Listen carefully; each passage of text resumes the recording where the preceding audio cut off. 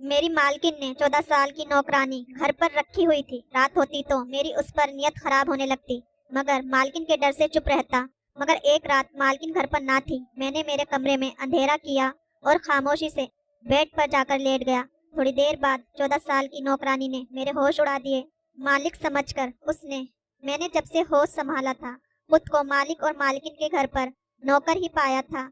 मेरी माँ बाप दोनों ही मालिक और मालकिन के बंगले में काम करते थे और वहीं क्वार्टर में रहते थे, इसलिए मेरा बचपन भी मालिक और मालकिन के बंगले में ही काम करते हुए गुजरा था। लेकिन जब मैं बड़ा हुआ तो मैंने ड्राइविंग सीख ली, इसलिए मालिकिन की गाड़ी ड्राइव मैं करता था। जब मैं 18 साल का हुआ तो मेरे माँ बाप गांव में अपनी जमीन बेचकर आ रहे थे। बस के हाथों से मेरे माँ बाप का देहांत हो गया। उस वक्त मैं बहुत रोया था क्योंकि मैं अकेला रह गया था। लेकिन मालिक ने मुझसे कहा कि तुम परेशान ना हो, हम हैं ना तुम्हारे।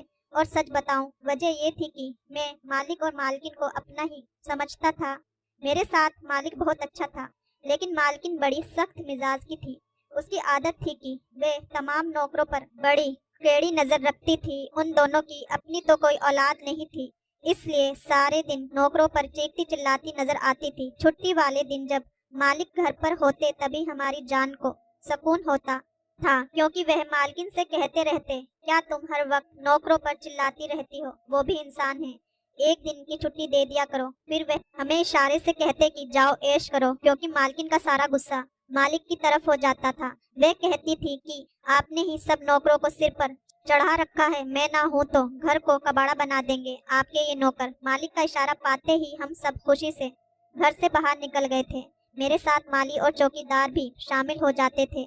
हम 3 लड़के सबसे पहले समुंदर जाते, खूब नहाते, एंजॉय करके 3-4 घंटे बाद वापस आते थे। मालिक मुस्कुराकर हमसे पूछते, क्यों, मजा आया था छुट्टी के दिन, खूब एंजॉय किया ना। मालिक हमारे बड़े ही खुश मिजाज किस्म के इंसान थे, लेकिन मालकिन का तो मुंह सूजा हुआ रहता था। घूर घूर कर हमें देखती रहती थी, कहती थी कल तुम्हारा मालिक जब ऑफिस चला जाएगा फिर मैं तुम लोगों को सीधा कर दूंगी। पर हर वक्त ऐसे ही गुजर रहा था कि जब अचानक से मेरी जिंदगी में एक ऐसा तूफान आया कि सब कुछ उलट पलट कर रह गया था। मालकिन ने अपने कामों के लिए एक बड़ी खूबसूरत 14 साल की लड़की रखी हुई थी।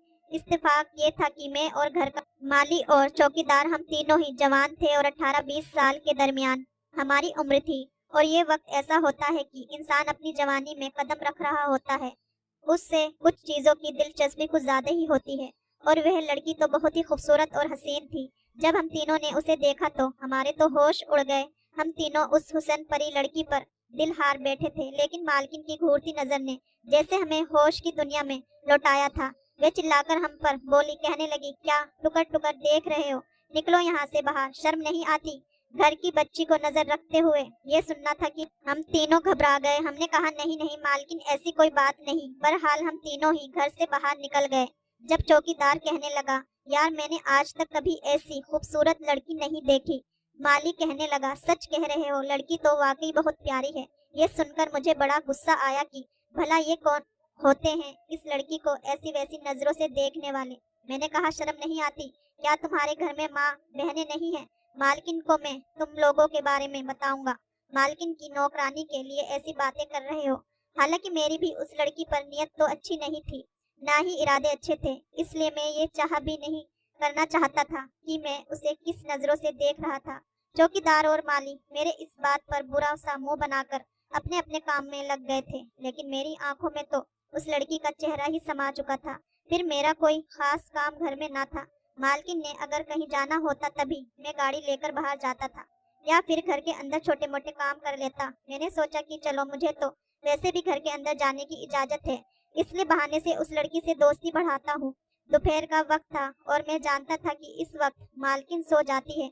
मेरी मालकिन दोपहर को जरूर सो रही होती है और शाम को ही उठती थी। मैं लॉन्च में आया तो वह 14 साल नौकरानी बड़े उससे रोज जमाते हुए एक नौकरानी से सफाई करवा रही थी। कहने लगी, मुझे मालकिन ने कहा है कि अच्छे से ध्यान रखना, इसलिए खबरदार जो तुम्हें सफाई में जरा भी सुस्ती करने की कोशिश की, अच्छी तरह से घर को चमकाओ। वह लड़की तो शायद उम्र में ही 14 साल की थी। उस वक्त मुझे मालकिन की डिट्टो कॉपी लग रही थी। जैसे ही उस लड़की की मुझ पर नजर पड़ी तो अपने इशारे में पूछने लगी कि तुम यहाँ क्या कर रहे हो। उस लड़की के इशारे से लग रहा था मेरे आने की वजह पूछ रही है। मैंने कहा जी, अगर आपको कोई काम हो तो बता देना, दिन के वक्त में घर के छोटे मोटे काम भी कर लेता हूँ। मालकिन सो रही है, इसलिए मेरी बात सुनकर वह कहने लगी, अच्छा अच्छा ठीक है, आओ मेरे साथ। एक एक करके मुझे किचन में लेकर पूरा सिंक बर्तनों से भरा पड़ा था। कहने लगी, ऐसा करो, पहले बर्तन धो लो। फिर उसने टेबल की तरफ इशारा किया जो किचन में पड़ा था, जिस पर कच्ची सब्जियां पड़ी थी। कहने लगी, फिर इन सब्जियों को काटना।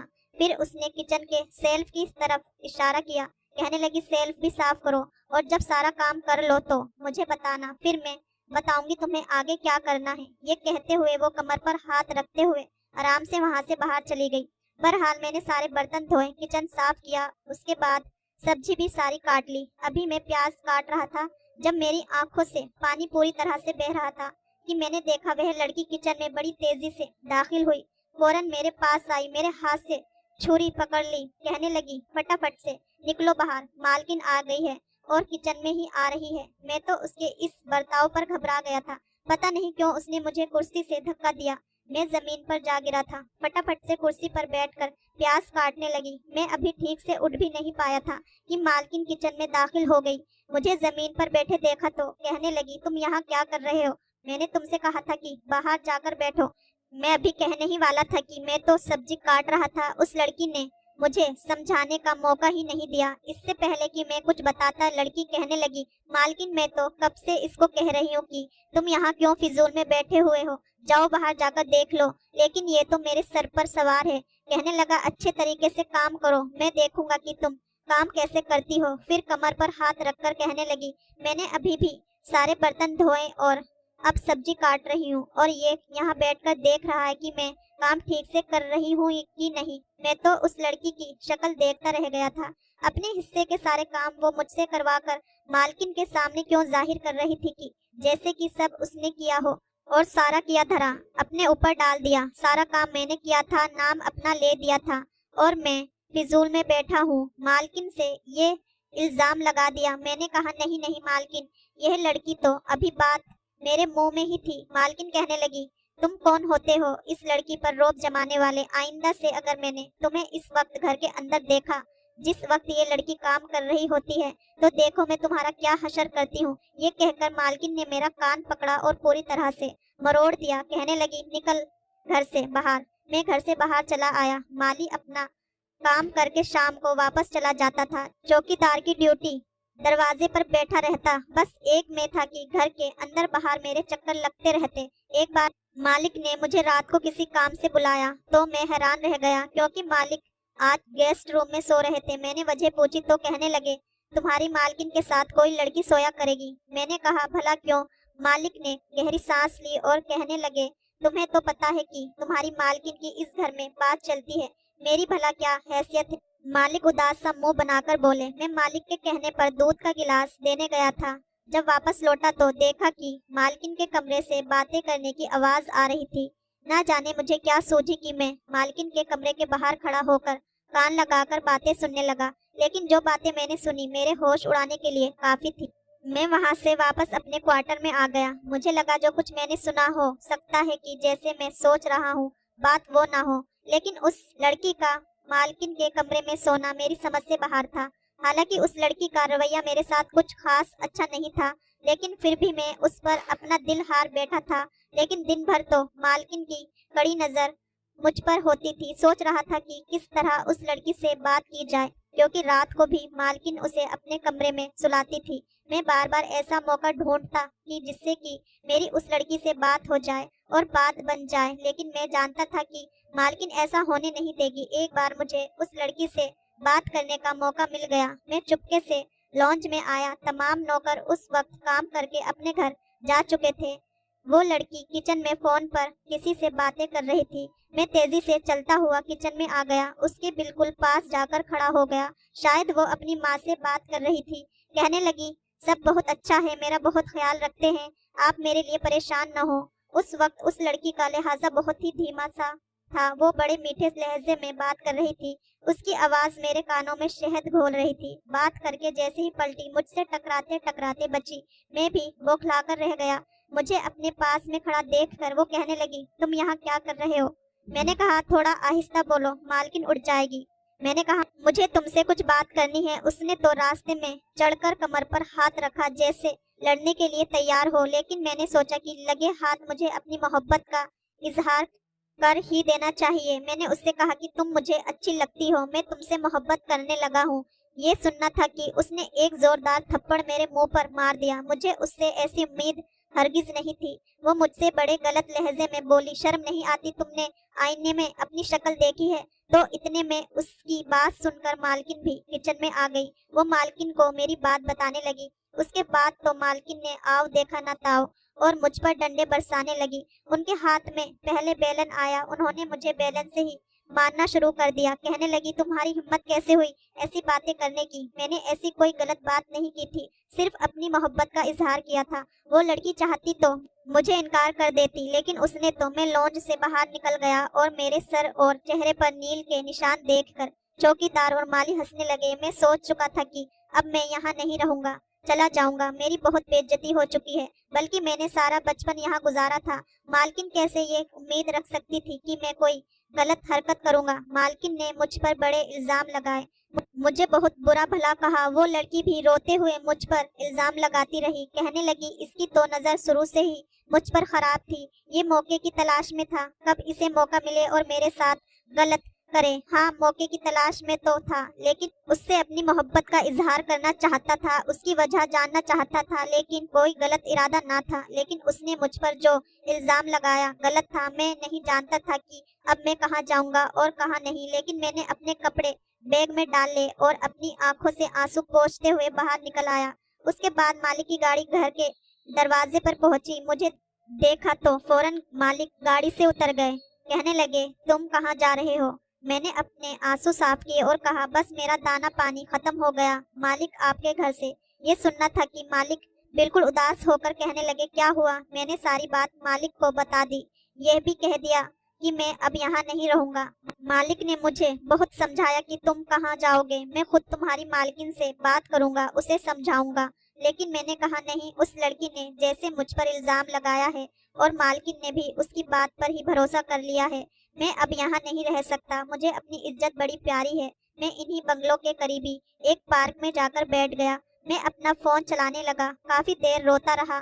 मुझे अब उस लड़की से नफरत सी महसूस होने लगी थी। उस दिन भी जब मैं कमरे के बाहर खड़ा उनकी बातें सुन रहा था, तो वो लड़की मालकिन को मालिक के खिलाफ भड़का रही थी। लेकिन मैं क्या कर सकता था? मालकिन को तो उसकी बात पर भरोसा था। मैं वही बेंच पर बैठा था कि मेरी पिछली वाली बेंच पर दो नौजवान आकर बैठ गए। जो बात उन दो नौजवान ने की वो सुनकर मेरे होश उड़ गए थे।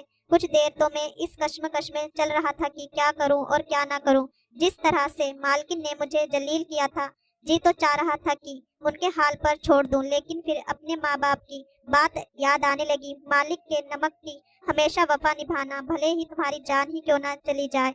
जब मैं एक फैसले पर पहुंचा तो रात हो चुकी थी, इसलिए मैं वापस मालिक के घर आ गया। लेकिन उस वक्त रात हो गई थी, जबकि चौकीदार ने मुझे ना रोका था। मैं जल्दी से अंदर आ गया। मुझे मालूम था कि मालकिन घर पर नहीं है।